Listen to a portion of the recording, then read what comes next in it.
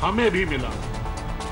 And on to our big India Today exclusive. Today, a government servant, a bureaucrat, an official has claimed that a sitting mantri in E Palaniswami's cabinet asked her to pay up a transfer tax if she did not cough up 30 lakh rupees. This is what the lady officer has said in her complaint. Now with the police, the mantri even said, I am going to kill you. But the most damaging part of this allegation is that this officer says all of this money was to go towards funding the Palaniswami faction's campaign for the RK Nagar bypoll.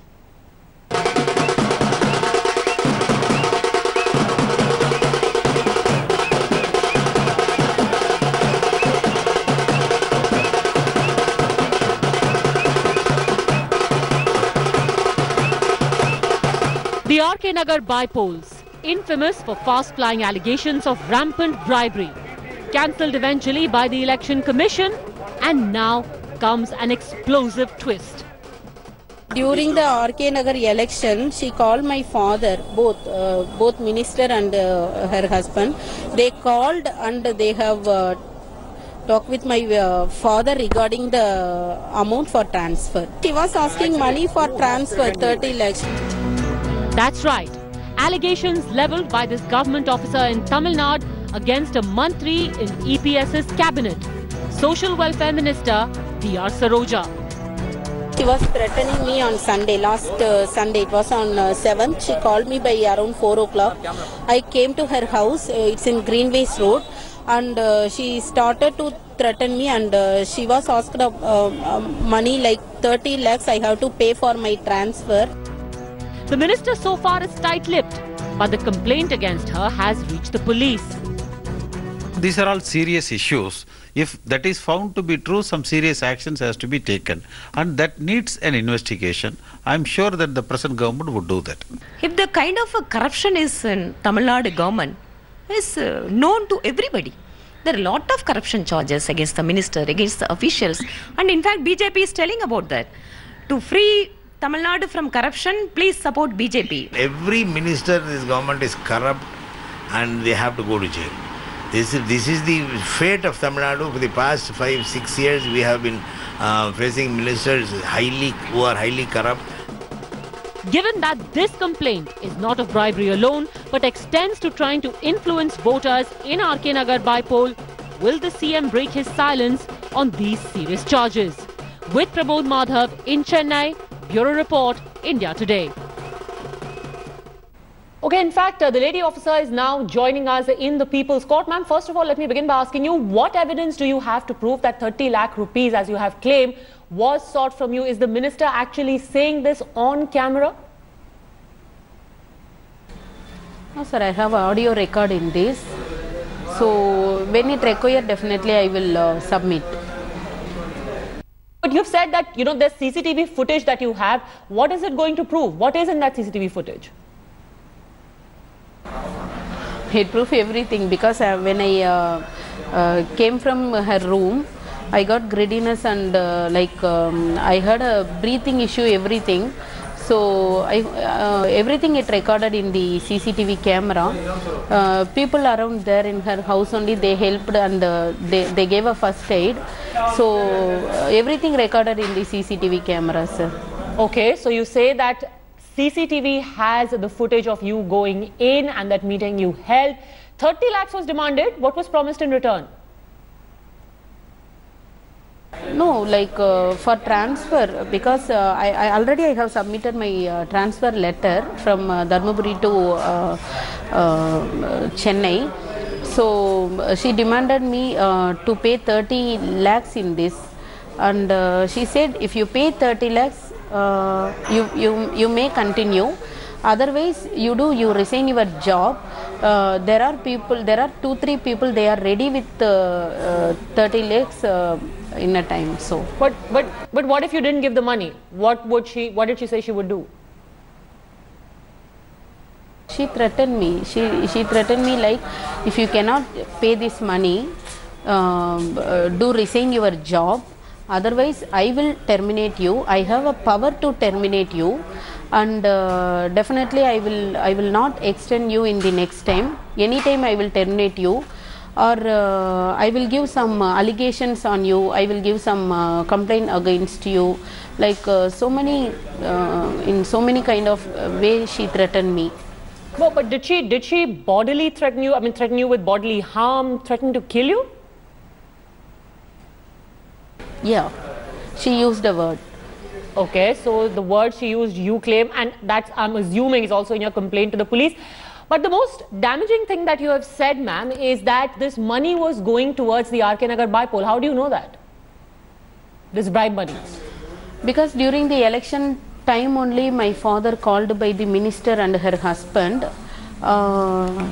In that way I have a doubt in this. So definitely this money like used during RK Nagar election only. Okay, but at the time you say you gave the 10 lakh rupees of the 30 that was demanded. Why did you not complain to the police then? Sir, it was a kind of force. By force only my father like he forced to pay that money. So again and again I got the same torture, then only I plan to give a complaint. Okay, so you did give the 10 lakh rupees initially, but now you have gone to the police against this minister, I'm assuming. But what about the chief minister's role? Do you think that he knew, or it was at his behest that this was being done? I'm sorry, that I'm not sure, sir. Okay. Okay, all right. Ma'am, thank you very much for speaking to us here in the People's Court. We are certainly hoping that someone from the Palaniswami camp or the Chief Minister himself, in fact, to speak up. The minister in question also is silent all of this while. You can expect us to follow up that story right here in the People's Court. But now, a special report from Saharanpur. On the 5th of May, there were clashes. A lot has been said about who is responsible. There are FIRs against people on both sides. But what is the truth? Who's responsible for stoking the violence? It's almost been a week. So we decided to travel inside Saharanpur to get you the full story. Here's a special People's Court report by Ashutosh.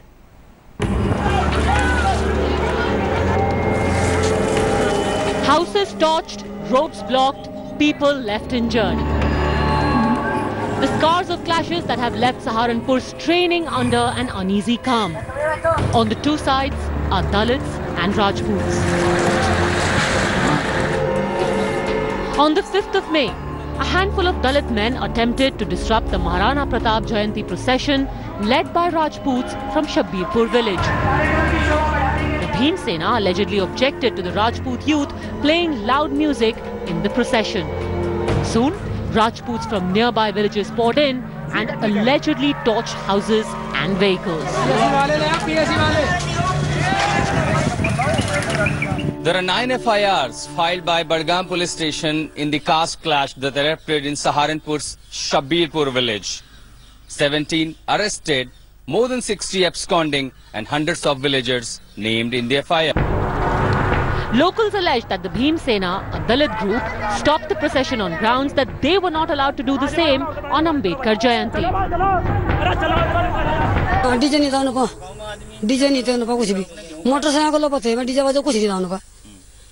सीधे जा रहे थे, मैं तो कहते हम no करेंगे महाराणा प्रताप की जयंती काट देंगे फला कहा महाराणा प्रताप जिंदाबाद बाबा साहब अम्बेडकर मुर्दाबाद। हम सवारी लेकर आ रहे थे, यहाँ पे आके हमने सामने देखा जाम लगा हुआ है, हमने गाड़ी रोकी और सामने से 40-50 लड़के आए और आते ही बजाना शुरू कर दिया, तोड़ फोड़ करी शीशों पे और सवारी उतरी, पेट्रोल गिर के आग लगा दी। So these are the pictures what happened here on 5th of May. A clash that erupted after a procession by Rajput community. When it was opposed, police came out to intervene. Dalit community agitated, and that ended up with such visuals. The bone of contention is an Ambedkar statue that Dalits have attempted to install at the Ravidas temple. The other community objects on the technicality of them not having permission to do so. कानून में ये है कि अगर कोई भी हम मूर्ति या पुतला वगैरह कुछ भी रखें या अपने घर में भी रख रहे हैं, अपने खेत में भी रख रहे हैं, तो परमिशन जरूरी है गवर्नमेंट की। हम तो उस बात से सहमत है, परमिशन ले लो, रख लो, हम साथ में लग के रखवाएंगे उसको। आप लोग को भी आपत्ति है वो अम्बेडकर की मूर्ति लगाना? क्या आपत्ति है जी, हमें कोई आपत्ति नहीं। With 9 FIRs filed against both sides, More than 17 arrested and over 50 still absconding. The truth of May 5 depends on which side you are talking to. With Ashutosh Mishra in Saharanpur, Bureau Report, India Today. In fact, joining us live from Saharanpur is now my colleague Ashutosh Mishra. Ashutosh, first of all, let's be clear here. There are FIRs and there are injuries on both sides. But the episode that triggered the clashes is still the installation of a statue, apparently for which the permission was never sought.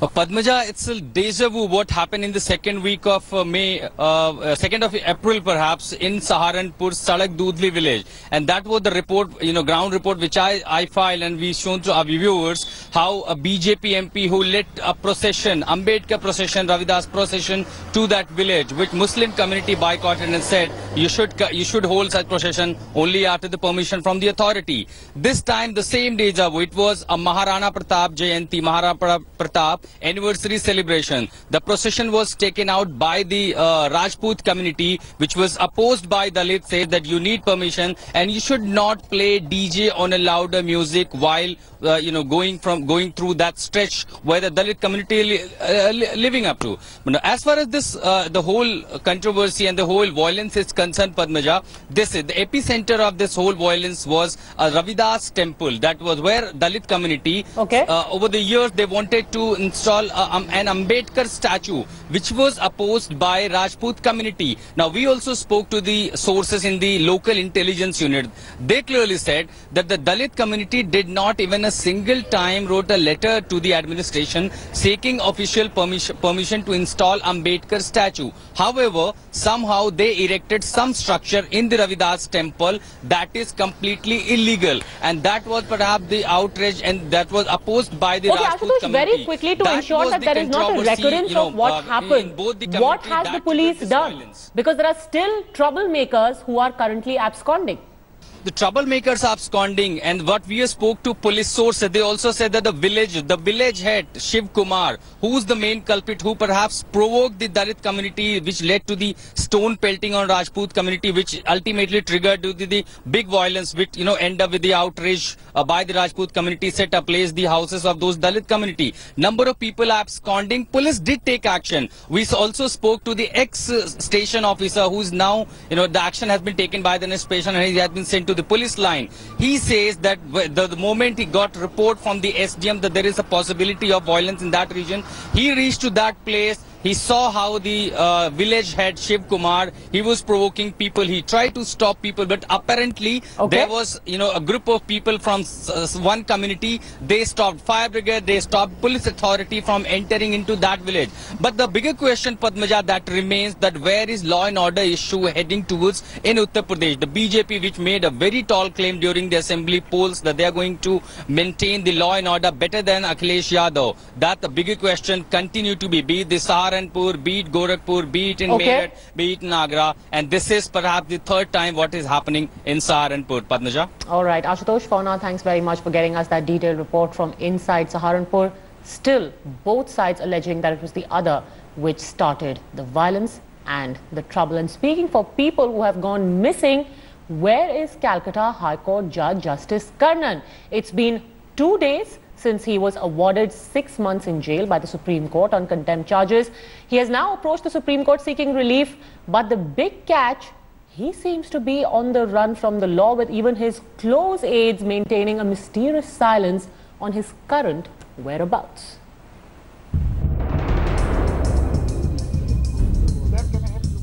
He has the dishonor of being the fast-sitting High Court judge to be sentenced to prison. But 48 hours after the top court's unprecedented order against Justice Karnan, the police have yet to trace him and let alone arrest him. Immediately after the Supreme Court's order on Tuesday, a team of Kolkata police went to the judge's residence. But Justice Karnan had already disappeared. Sources told India Today he had left for Chennai early on Tuesday morning. The last time Justice C.S. Karnan, who is a sitting judge of the Calcutta High Court, was seen here in Kolkata was when he was staging a defiant revolt against the Supreme Court order to arrest him. Police then followed him here to the Chepauk Government Guest House in Chennai, the residence for all VIP travellers to the city. But here again, the Kolkata police was too late and came up empty-handed. Reports suggest that the disgraced judge is at his ancestral village at the Andhra border, but nothing has been confirmed so far. A team of Kolkata police officials are here in Chennai to track down Justice Karnan. Despite being untraceable, the Kolkata High Court judge has moved the Supreme Court to recall an order holding him guilty of contempt of court. Meanwhile, in a major twist, Justice Karnan has managed to move the Supreme Court, seeking a recall of the conviction order sending him to 6 months in jail, prompting a query from the Chief Justice to where the judge actually was. The lawyer had argued that the High Court judge had been convicted without charges being framed. This is not the first time Justice Karnan has defied the Supreme Court. He not only levelled serious allegations against the senior judiciary, but he had also repeatedly passed bizarre judgments against judges of the Apex Court. With Priyamvada in Chennai and Indrajit in Kolkata, Bureau Report, India Today. Who would have thought that one day a judge would be in the People's Court? In fact, today in the Supreme Court, a historic hearing began on the issue of triple talaq, and it all boiled down to the critical question: is the practice of triple talaq an integral part of religion? That is the question to which we'll find answers in just a few days from now. But the irony is that on the day that this historic hearing began, even on this day, the arbitrary practice of triple talaq claimed another victim.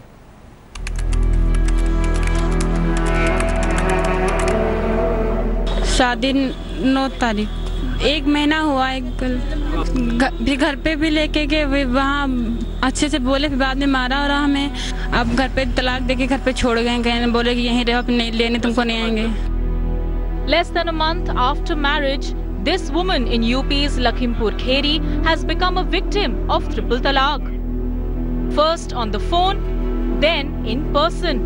Divorced in an instant. Though an FIR has been filed, her hopes are pinned on the Supreme Court to abolish this practice.